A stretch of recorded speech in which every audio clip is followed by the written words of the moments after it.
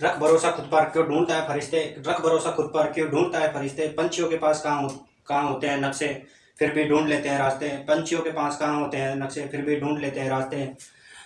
Hello दोस्तों, आशीर्वाद study point में आपका स्वागत है। आज इतिहास के का सिलेबस देखते हैं। इतिहास में क्या क्या पढ़ा जाता है, क्या क्या क्या नहीं पढ़ा जाता, वो देख लेते हैं। और आज से मैं इतिहास चालू कर रहा हूँ। और इतिहास के बारे में, इतिहास सबसे पहले पॉइंट आता है कि इतिहास पढ़ा क्यों जाता है।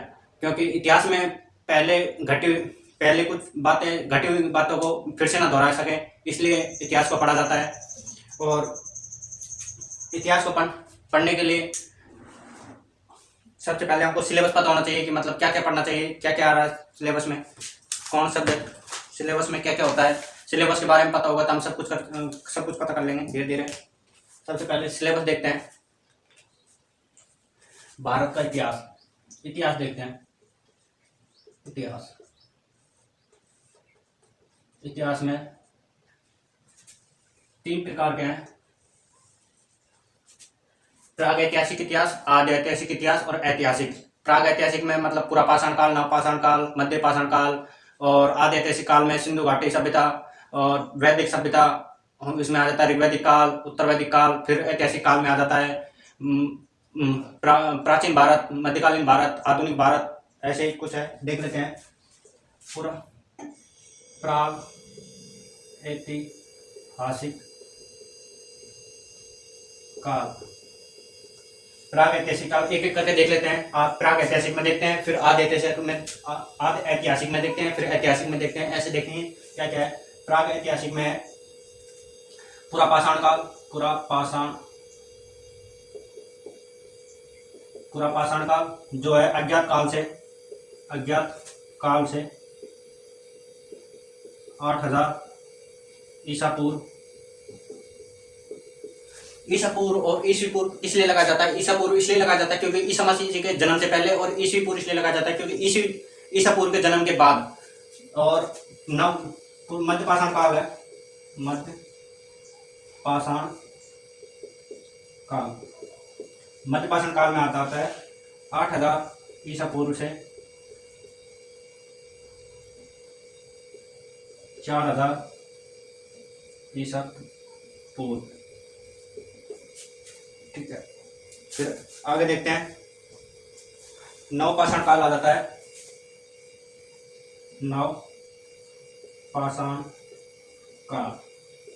नवपाषाण काल में 4000 ईसा पूर्व से 2500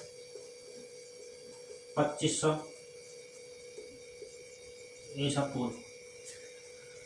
प्राग ऐतिहासिक में ये 3 टॉपिक आते हैं। पूरा पाषाण काल जो अज्ञात काल से शुरू होता है, अपन को नहीं पता कि कब से चालू हो रहा है, और 8000 ईसा पूर्व तक आता है। मध्य पाषाण काल 8000 ईसा पूर्व से 4000 ईसा पूर्व आता है। और नवपाषाण काल 4000 ईसा पूर्व से 2500 ईसा पूर्व आएगा। नेक्स्ट देते हैं आदि ऐतिहासिक काल।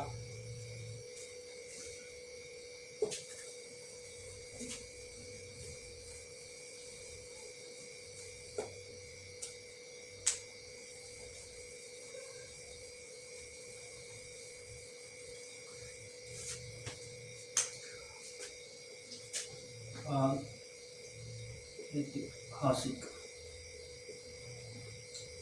काल, इसको ही बोला जाता है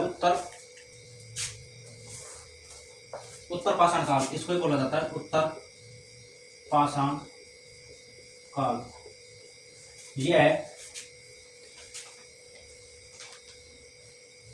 2500 ईसा पूर्व से 1500 ईसा पूर्व तक। ठीक है, और इसमें देखते हैं हम क्या क्या पढ़ेंगे अपन।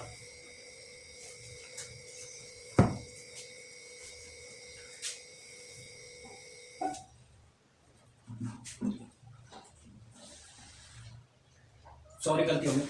इसमें उत्तर वैदिक काल में पढ़ेंगे सिंधु घाटी सभ्यता।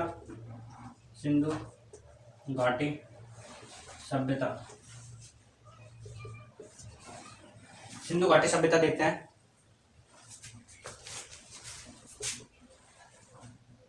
यह है 2500 ईसा पूर्व से 1500 ईसा पूर्व तक। ठीक है, और फिर आ जाता है वैदिक सभ्यता। ये चलेगी अपने 1500 ईसा पूर्व से 600 ईसा पूर्व तक। इसमें आता है वैदिक सभ्यता में आता है अपना ऋग्वैदिक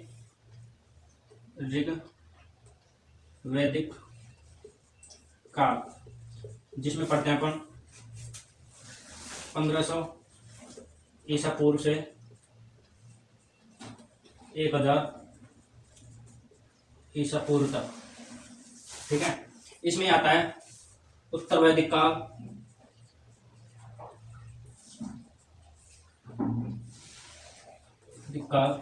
इसमें पढ़ते हैं 1000 ईसा पूर्व से 600 ईसा पूर्व। आदि ऐतिहासिक में पढ़ेंगे या आदि ऐतिहासिक काल कह दो या उत्तर पाषाण काल कह दो, इसमें पढ़ेंगे सिंधु घाटी सभ्यता। सिंधु घाटी सभ्यता 25 ईसा पूर्व से 1500 ईसा पूर्व, और वैदिक सभ्यता है 1500 ईसा पूर्व से 600 ईसा पूर्व। क्योंकि इसमें दो और टॉपिक आ जाते हैं, ऋग्वैदिक काल, उत्तर वैदिक काल। ऋग्वैदिक काल में अपन 1500 ईसा पूर्व से 1000 ईसा पूर्व तक पढ़ेंगे, उत्तर वैदिक काल में अपन 1000 ईसा पूर्व से 600 ईसा पूर्व तक पढ़ेंगे। ठीक है, अब अपन ऐतिहासिक में देख लेते हैं क्या क्या पढ़ेंगे। आज अपन इतिहास के सिलेबस के बारे में, मतलब इतिहास में क्या क्या होता है वो चर्चा करते हैं। कल से अपन इतिहास पढ़ेंगे। ऐतिहासिक काल,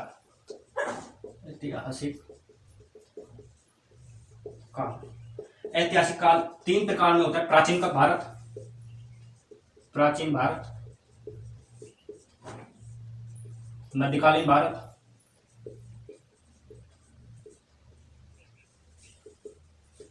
और आधुनिक भारत।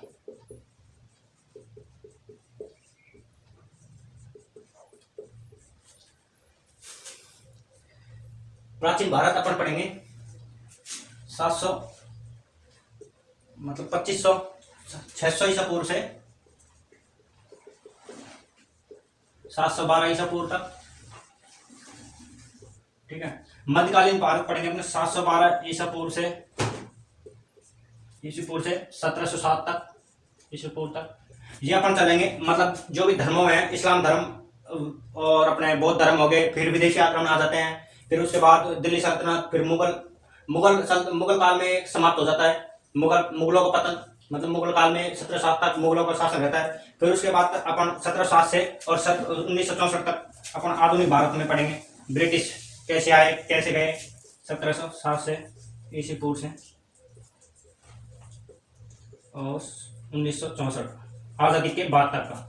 फिर उसके बाद अपनी करंट है, स्ट्रेटेजी क्या है क्या नहीं है, कौन अपनी गवर्नर थी या अपनी। अब इनके बारे में, तीनों के बारे में चर्चा कर लेते हैं। प्राचीन भारत में क्या क्या आता है, मध्यकालीन भारत में क्या क्या आता है, आधुनिक भारत में क्या क्या आता है।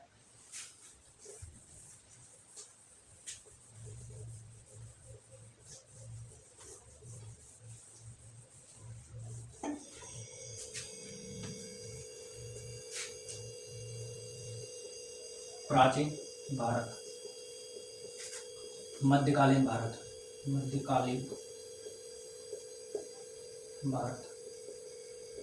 और आधुनिक भारत। बाद में इन दोनों को देख लेते हैं, फिर उसके बाद आधुनिक भारत को बता दूंगा। प्राचीन भारत आपको पता ही है, 600 ईस्वी से 712 ईस्वी ईसा पूर्व तक।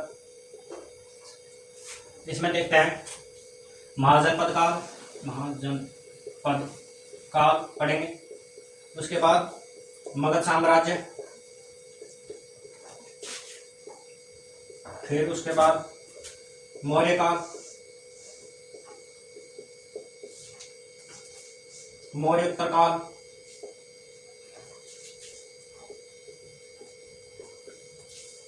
गुप्त काल, हर्षवर्धन काल,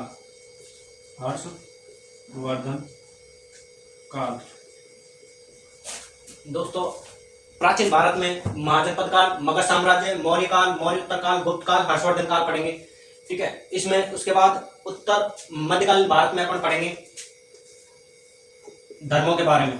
जितने भी धर्म पढ़े भारत में, धर्मों के बारे में, या इस्लाम, मेन टॉपिक इस्लाम है। फिर बौद्ध धर्म, जैन धर्म, इनके बारे में छोटे छोटे स्लाइड में उनको बता दूंगा। इस्लाम है हेड मेन माना जाता है। फिर दिल्ली सल्तनत, फिर दिल्ली सल्तनत बाद में आते हैं, विदेशी आक्रमण आते हैं पहले। फिर उसके बाद मोहम्मद गोरी, फिर उसके बाद हुआ कुतुबुद्दीन ऐबक। ऐबक ने दिल्ली सल्तनत की नींव रखी थी, संस्थापक था गुलाम उसका गुलाम वंश का। विदेशी आक्रमण,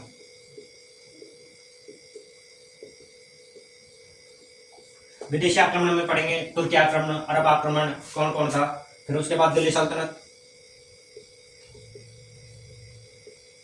दिल्ली सल्तनत में 5 काल हुए थे, 5 हुए थे,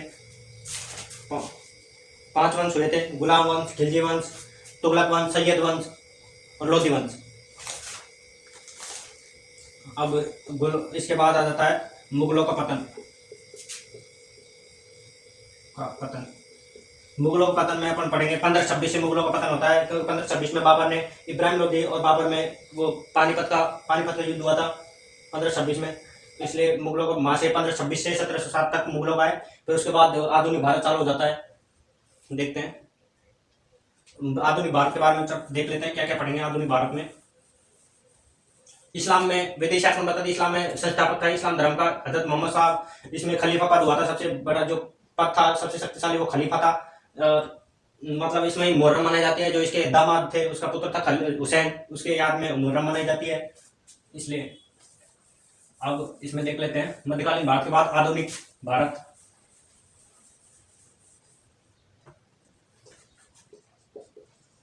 आधुनिक भारत, आधुनिक भारत में आधुनिक भारत 1707, आपको पता है 1707 से 1964 ईस्वी तक। इसमें पढ़ेंगे मुगलों का पतन। आपने मुगलों का पतन देख लिया, मुगलों का पतन इसमें लिख लेते हैं मुगलों का पतन, क्योंकि 1707 है ना मुगलों का पतन। फिर यूरोपीय कंपनी का आगमन, यूरोपीय कंपनी का आगमन। फिर उसके बाद है मराठा पेशवा, मराठा पेशवा पढ़ेंगे। फिर उसके बाद पढ़ेंगे गवर्नर, गवर्नर जनरल, फिर वायसराय। उसके बाद पढ़ेंगे वायसराय। फिर उसके बाद पढ़ेंगे 1857 की क्रांति।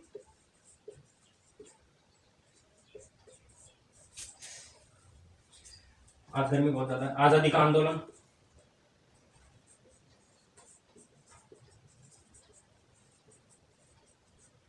फिर उसके बाद पढ़ेंगे गांधी युग।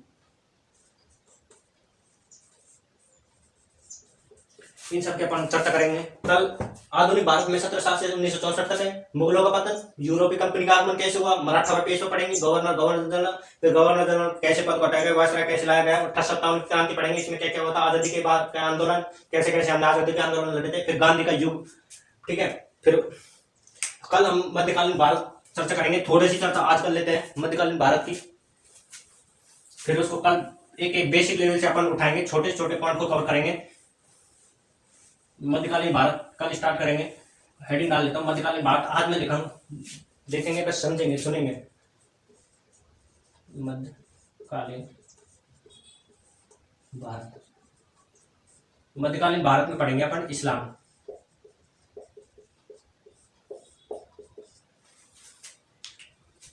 कल इसको मैं फिर से स्टार्ट करूंगा इस्लाम से, क्योंकि आज तो मैं वैसे ही बता रहा हूं आपको क्या क्या है इसके। इसमें 5 स्तंभ है इसके, कलमा, नमाज, ज़कात, रोजा, हज, इसके 5 स्तंभ है।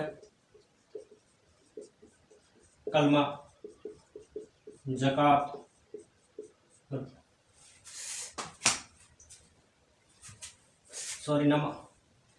नमाज, रोजा, हज। कलमा किसी के प्रति सत्यनिष्ठ होना।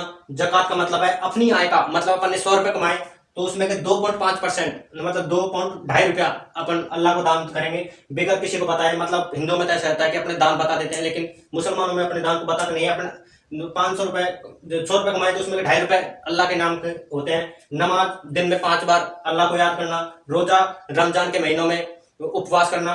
हज, जीवन में एक बार मक्का मदीना जाना, ये होता है। फिर उसके बाद इस्लाम धर्म के संस्थापक थे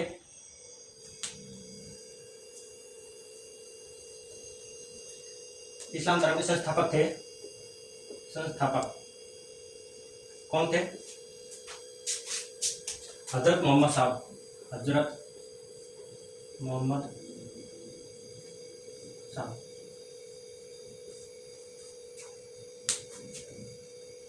इस्लाम धर्म के संस्थापक थे हजरत मोहम्मद साहब। 570 ईस्वी में इस्लाम धर्म की स्थापना हुई। ठीक है, 570 ईस्वी में जब इनका जन्म हुआ था, हजरत मोहम्मद साहब का 570 ईस्वी में जन्म हुआ था मक्का में, 570 ईस्वी में जन्म। और ज्ञान की प्राप्ति हुई थी इनको, ज्ञान की प्राप्ति हुई थी 40 साल 610 ईस्वी में, 40 साल बाद। ठीक है, जो इनको हीरा नामक गुफा में जो अफगानिस्तान में पड़ती है ज्ञान की प्राप्ति हुई थी। दुनिया की मतलब इनको एक जिब्राइल नामक व्यक्ति था, उन्होंने इनको पवित्र पुस्तक दी थी कुरान। उसको ही इस हिंदू धर्म की, मुस्लिम इस्लाम धर्म की सबसे पवित्र ग्रंथ बताया गया है। और सबसे पवित्र शहर, दुनिया का सबसे पवित्र शहर कहाँ पे है, कौन सा है? इंडिया का तो वाराणसी है, भारत का सबसे पवित्र शहर है वाराणसी। और विश्व का है यरूशलेम, क्योंकि यहाँ पे 3 धर्मों की स्थापना हुई थी, यहूदी धर्म, ईसाई धर्म और ईसाई धर्म और इस्लाम धर्म की तीनों, ये इजराइल में पड़ता है यरूशलेम। कल देखते हैं नेक्स्ट। थैंक यू दोस्तों, कल इस इस्लाम के बारे में पढ़ेंगे, क्या क्या है धर्म के बारे में, सब चीज की चर्चा करेंगे। आज का वीडियो आता कि thank you. Like share subscribe करना ना बोले, वीडियो अच्छा लगे तो। Thank you.